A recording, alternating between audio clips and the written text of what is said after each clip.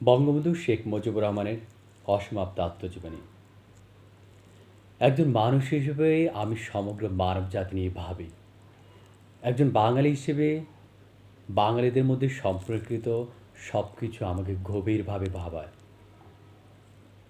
এই সম্পৃক্তির উৎস ভালোবাসা, অক্ষয় ভালোবাসা, যে ভালোবাসা আমার রাজনীতি ও অস্তিত্বকে অর্থবহ করে তোলে।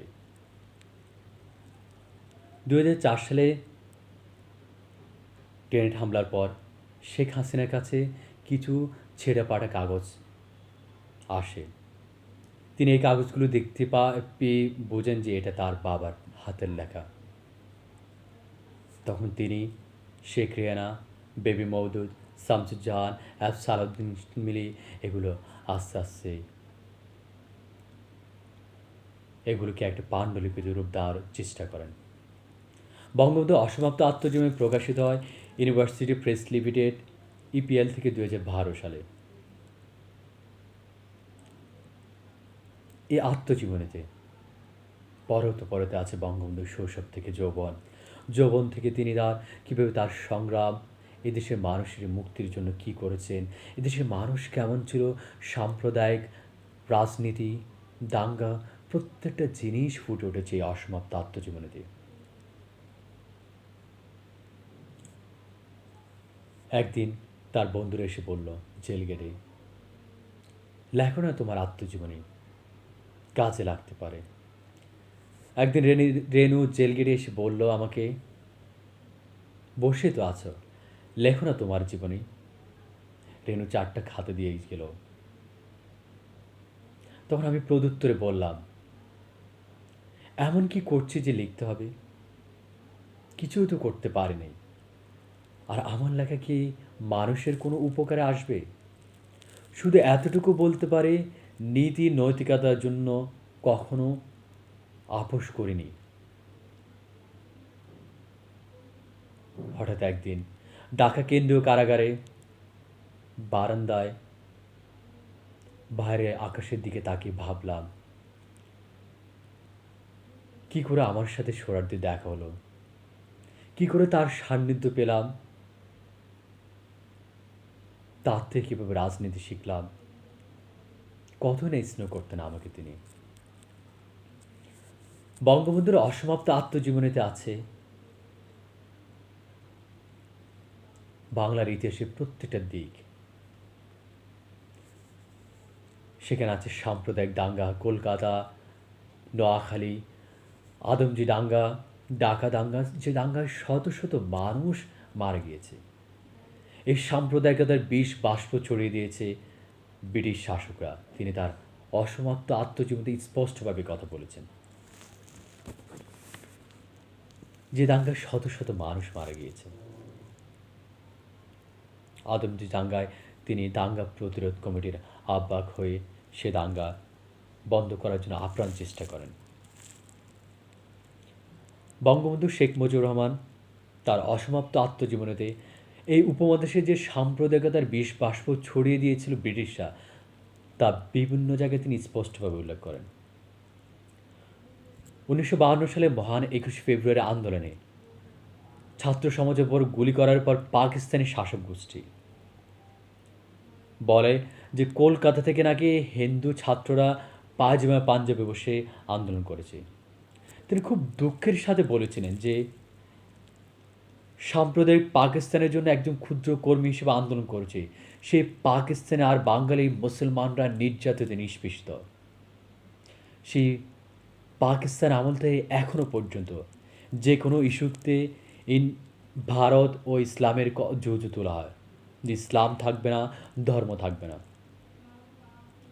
যুক্তফ্রন্ট নির্বাচনে মুসলিম লীগ প্রার্থী দিয়েছিল ওহিদুজ্জামান কারিমকে, কিন্তু তারা যখন বুঝতে পারেন ওহিদুজ্জামান কোনোভাবে শেখ মুজিবের সাথে জিতবেন না, তখন তার ধর্মের ট্রাম্প কার্ড খেললেন, এক দাবার গুটি চাললেন। বিভিন্ন জায়গা থেকে ইমাম, ফির, আলমদের এনে তারা ফতোয়া দিতে লাগলেন।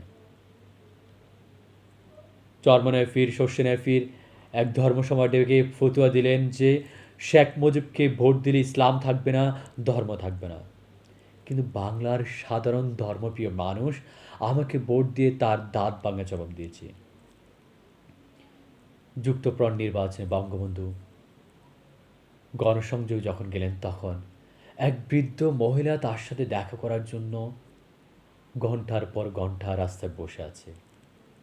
যখন বঙ্গবন্ধু আসলেন তখন বৃদ্ধ মহিলা বঙ্গবন্ধুর হাত ধরে কুঁড়ে করে নিয়ে বললেন, এই নাও, একটা পান নাও, এক গ্লাস দুধ এবং 4 আনা পয়সা দিয়ে বললেন, এটা নির্বাচনে খরচ করবে। তখন বঙ্গবন্ধু তার চোখের ফানি ফেলে দিয়ে বৃদ্ধ কিছু টাকা দিতে চাইলেন। বৃদ্ধ সে টাকা না নিয়ে বঙ্গবন্ধুকে বললেন যে, আমি তোমার জন্য দোয়া করব। তখন বঙ্গবন্ধু বললেন,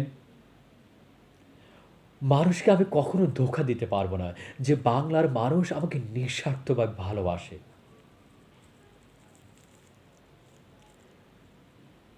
শুধু তাই নয়, বঙ্গবন্ধুর মধ্যে ছিল এক ভয়ঙ্কর আত্মবিশ্বাস।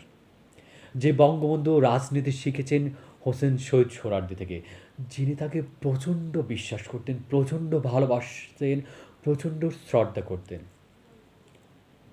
এক কর্মী সভায় সোহরাওয়ার্দী বঙ্গবন্ধুকে বললেন, আনোয়ারকে পদ দিতে হবে। বঙ্গবন্ধু বলেন, কোনোভাবে তা সম্ভব নয়। তিনি দলের মধ্যে কোটারি করেছেন, ভালো কর্মীদের মূল্যায়ন করেননি, এমনকি হিসাব পর্যন্ত দেননি দলের। তখন সোহরাওয়ার্দী বললেন, who are you? You are nobody. Bangabandhu তখন বলিষ্ঠ কণ্ঠে বললেন, if I am nobody, then why you have invited me? You have no rights to insult me. I will prove that I am somebody. Thank you sir, I will never come to again. Bangabandhu তার বিভিন্ন জায়গায় শেরে বাংলার কথা উদ্ধৃতি দিয়েছেন, যে শেরে বাংলা এদেশের মানুষের মুক্তির জন্য অনেক অবদান রেখেছেন। বঙ্গবন্ধু পাকিস্তানি শাসক গোষ্ঠী জিন্নাকে শ্রদ্ধা করতেন, অন্যদেরকে তিনি সাম্প্রদায়িক এবং ক্ষমতার ইস্যু হিসেবে জানতেন। বঙ্গবন্ধুর মধ্যে ছিল প্রচণ্ড আত্মবিশ্বাস।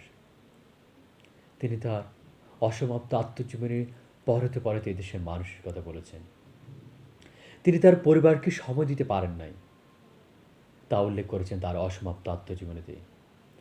হঠাৎ একদিন জেল থেকে বের হওয়ার পর রেনে এবং তিনি বারান্দায় বসে গল্প করছেন। এদিকে শেখ হাসিনা আর শেখ জামাল খেলা করতেছে। কিছুক্ষণ পরে শেখ হাসিনা এসে গিয়ে শেখ মুজিবকে আব্বা আব্বা ডাকে। তা দেখে শেখ জামাল শেখ হাসিনাকে বলে, হাসু আপা, হাসু আপা, তোমার আব্বাকে আমি একটু আব্বা বলি। বঙ্গবন্ধু এবং রেনু তা শুনলেন।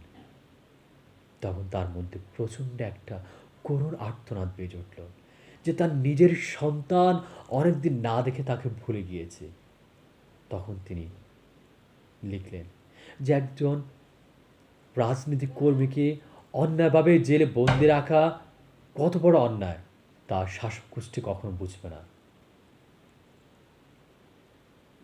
অর্থাৎ তিনি এই বাংলার মানুষের জন্য তার জীবনের অর্ধেকটা সময় অন্ধকার কারাগারে নির্জন রাত কাটিয়েছেন, পরিবার পরিজনকে বিসর্জন দিয়ে। তিনি তার অসমাপ্ত আত্মজীবন আরও অনেক দৃষ্টান্ত আমরা দেখতে পাই, যে মানুষ যে বাংলার মানুষের জন্য তার জীবনের সব কিছু বিসর্জন দিয়েছেন। বাংলার মানুষও তাকে প্রচণ্ড ভালোবাসত। বঙ্গবন্ধু সমাজতন্ত্রে বিশ্বাস করতেন। তিনি বিশ্বাস করতেন সমাজতন্ত্রে প্রত্যেকটা মানুষ সমান অধিকার পাবে, ধর্ম বর্ণ নির্বিশেষে, হিন্দু বৌদ্ধ খ্রিস্টান মুসলিম বাঙালি অবাঙালি প্রত্যেকের সমান অধিকার পাবে। সেই জন্য তিনি সমাজতন্ত্র প্রতিষ্ঠা করতে চেয়েছিলেন। কিন্তু তিনি তার স্বপ্নের সমাজতন্ত্র প্রতিষ্ঠা করতে পারে নাই। সেই সমাজতন্ত্র প্রতিষ্ঠা করার আগে তার অসমাপ্ত আত্মজীবনীর মতো তার জীবনকে অসমাপ্ত রেখে তিনি চলে গেলেন বাংলার মানুষকে অসমাপ্ত রেখে। তিনি চলে গিয়েছেন, রেখে গিয়েছেন তার অনবদ্য কাব্য, এক অসমাপ্ত আত্মজীবনী। এই অসমাপ্ত আত্মজীবনী নিয়ে বাঙালি জাতি তাদের জাতিসত্তাকে সমাপ্ত করবে। এই হোক আমাদের সকলের প্রতিজ্ঞা। সব বঙ্গবন্ধু অসমাপ্ত আত্মজীবনী সম্পর্কে বাংলাদেশ আওয়ামী লীগের কট্টর সমালোচক ডক্টর আসিফ নজরুল বলেছেন, অসমাপ্ত আত্মজীবনীর মতো বই বাঙালির ইতিহাসে দ্বিতীয়টি নেই। এমন একজন ব্যক্তি যিনি বাংলার মানুষের জন্য তার জীবন যৌবন সমস্ত বিসর্জন দিয়েছেন, তা আমরা জানতে পেরেছি তার এই প্রকাশিত বইয়ের পর। তিনি নিজেও এই বই পড়তে গিয়ে 4 বার কেঁদেছেন। প্রত্যেকটা পাতায় বঙ্গবন্ধু তার আবেগ দিয়ে লিখেছেন, বাস্তব জীবনটাকে ফুটিয়ে তুলেছেন তার বাস্তব অভিজ্ঞতা থেকে। এই অসমাপ্ত আত্মজীবনীতে বঙ্গবন্ধুর খুনি খন্দকার মোশতাক সম্পর্কে ইতিবাচকভাবে লেখা আছে। রাজাকার সালাউদ্দিন কাদের চৌধুরীর পিতা ফজলুল কাদের চৌধুরী সম্পর্ক ইতিবাচকভাবে লেখা আছে। অর্থাৎ এই আত্মজীবনীতে কোনো শব্দই মিথ্যা নয় এবং প্রত্যেকটা ঘটনা প্রবাহ পর্যায়ক্রমে এসেছে। সেই আত্মজীবনী আমাদের বাংলা ইতিহাসে এক অনবদ্য কাব্য। সো এই আত্মজীবনীতে আসছে ইতিহাস বিকৃতি কবল থেকে বাঙালি জাতি যাতে রেহাই পায় সে দিক নির্দেশনা। প্রত্যেকটা পাতায় পাতা আছে বর্তমান রাজনীতিবিদদের জন্য অনুপ্রেরণা। আমরা প্রত্যেকে এই আত্মজীবনী থেকে নিজের জীবন, সমাজ, রাষ্ট্র গঠনের দিক নির্দেশনা পাব। এই হোক আমাদের আজকের সকলের দৃঢ় অঙ্গীকার। সবাইকে ধন্যবাদ। জয় বাংলা, জয় বঙ্গবন্ধু, জয় হোক 18 কোটি মানুষের